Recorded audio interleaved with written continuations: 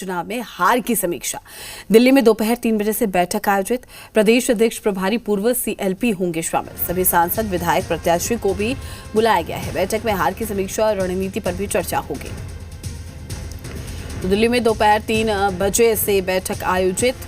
दिल्ली में बिहार चुनाव में हार की समीक्षा। सभी सांसद विधायक प्रत्याशी को बुलाया गया है। बैठक में हार की समीक्षा और रणनीति पर चर्चा।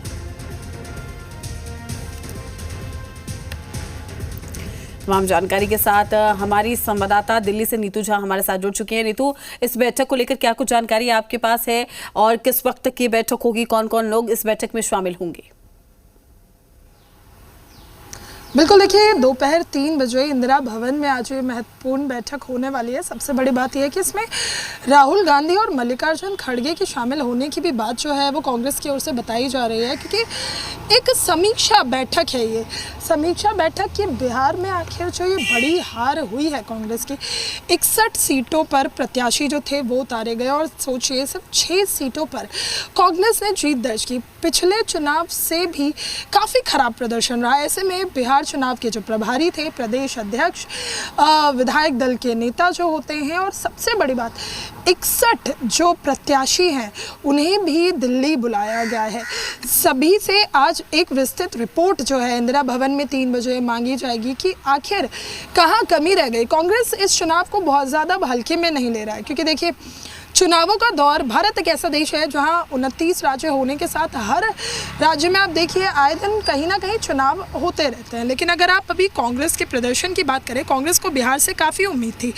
जिस तरह से SIR का मुद्दा रहा था, वोट चोरी का मुद्दा राहुल गांधी की ओर से उठाया गया था, लगातार रैलियाँ की गई, जनसभाएँ की गई, तो कांग्रेस को ऐसा लगा कि इस चुनाव में साल 2025 में कांग्रेस अपनी स्थिति को बेहतर करेगा बिहार में। लेकिन जो नतीजे आए वो काफ़ी अलग थे। बाकी राज्यों की तुलना में भी अगर आप देखें तो कांग्रेस ने इस बार बिहार में और खराब प्रदर्शन किया है, और इसी खराब प्रदर्शन को अब कांग्रेस आला कमान हल्के में नहीं लेने वाला है। इसी को लेकर आज 3 बजे इंदिरा भवन में बैठक बुलाई गई है, जिसमें कांग्रेस के तमाम बड़े नेता जो है वो शामिल होंगे। बिहार से जो कांग्रेस के नेता हैं जिन पर इस चुनाव की जिम्मेदारी दी गई थी, जो 61 प्रत्याशी जिन्हें इस बार टिकट दिया गया था, उन्हें भी बुलाया गया है कि आखिर कमी कहाँ रह गई। क्या बूथ लेवल पर कमी रह गई है, क्या प्रचार प्रसार में दिक्कत हुई? क्योंकि अगर आप इस चुनाव को देखिए, बिहार का जो ये चुनाव था उसमें कांग्रेस ने भी अपना पूरा दमखम दिखाने की कोशिश की थी। कांग्रेस के तमाम बड़े नेता बिहार पहुंचे थे, प्रचार प्रसार किया गया, बीजेपी पर वोट चोरी के आरोप लगाए गए,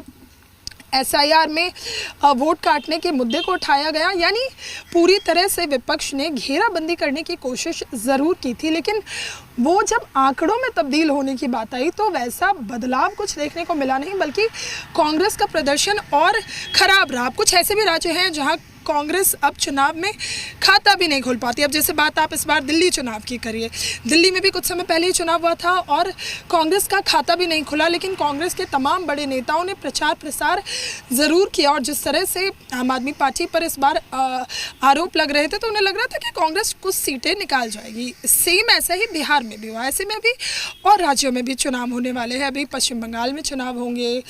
ऐसे में कांग्रेस इस हार को बहुत ज़्यादा हल्के में नहीं लेने वाली। इसको लेकर बैठक है। बैठक में सबसे एक विस्तृत रिपोर्ट मांगी गई है कि आखिर इस चुनाव में कमी कहाँ रह गई थी। क्या बूथ लेवल पर कमी थी? क्या बिहार की जनता तक ये विश्वास नहीं पहुंचा कि कांग्रेस के पक्ष में मतदान करना चाहिए?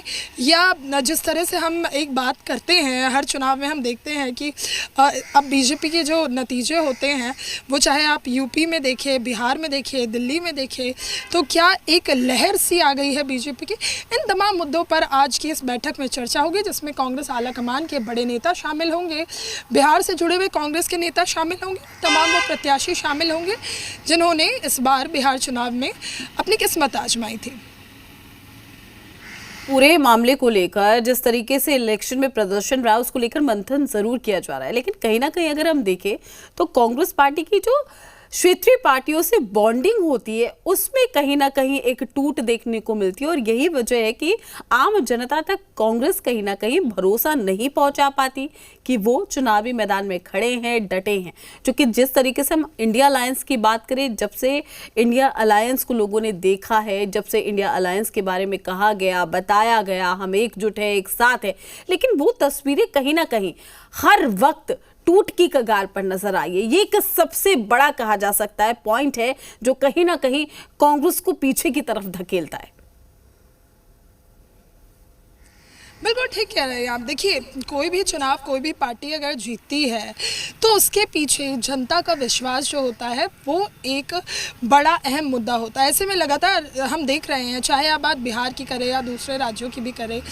अब बिहार के चुनाव तक देखिए खैर थोड़े से अलग होते हैं। हमने हर बार देखा है बिहार में कहते हैं कि जाति जो होती है बहुत इंपॉर्टेंट रोल प्ले करती है, लेकिन इस बार का अगर आप चुनाव देखें तो जो नतीजे हैं वो बिल्कुल इसके विपरीत आपको नज़र आएंगे। कांग्रेस उन सीटों पर भी बहुत अच्छा प्रदर्शन नहीं कर पाई जिसे कांग्रेस का गढ़ कहा जाता था।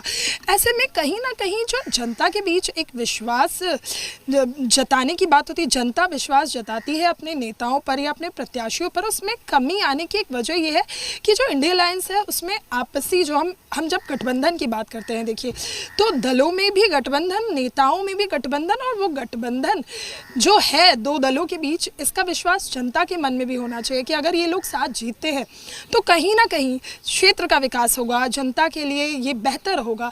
लेकिन जिस तरह के बिहार चुनाव के नतीजे इस बार आए वो साफ तौर पर ये बताते हैं कि हमने तेजस्वी यादव और राहुल गांधी को मंचों पर तो साथ देखा, लेकिन शायद जनता इस साथ को लेकर बहुत ज़्यादा विश्वास में नहीं रही। यानी उन्हें ये समझ आ गया कि अगर कांग्रेस के पक्ष में मतदान करते हैं या इंडिया अलायंस के पक्ष में मतदान किया भी जाता है तो हो सकता है बिहार को नई दिशा नहीं मिलेगी। क्योंकि देखिए, हमने अपने जी बिहार झारखंड पर भी कई चुनावी सर्वे दिखाए हैं, लोगों से बातचीत भी की थी। जिस दिन चुनाव के नतीजे आ रहे थे उस दिन भी जब बिहार की जनता से बात की और एग्जिट पोल्स पर भी लोगों से बातचीत की थी, तो ये ज़रूर था कि नीतीश कुमार को लेकर लोग आश्वस्त थे और एक बार फिर से उन्हें मुख्यमंत्री के तौर पर देखना भी चाहते थे। यानी कहीं ना कहीं जो एक विश्वास जीतना होता है विपक्षी दलों का या फिर जो गठबंधन का विश्वास शायद बिहार की जनता को दिखाना चाहिए था इंडिया अलायंस, वो करने में बहुत ज़्यादा सफल नहीं रही। और तेजस्वी और राहुल गांधी मंचों पर तो एक साथ नजर आए, लेकिन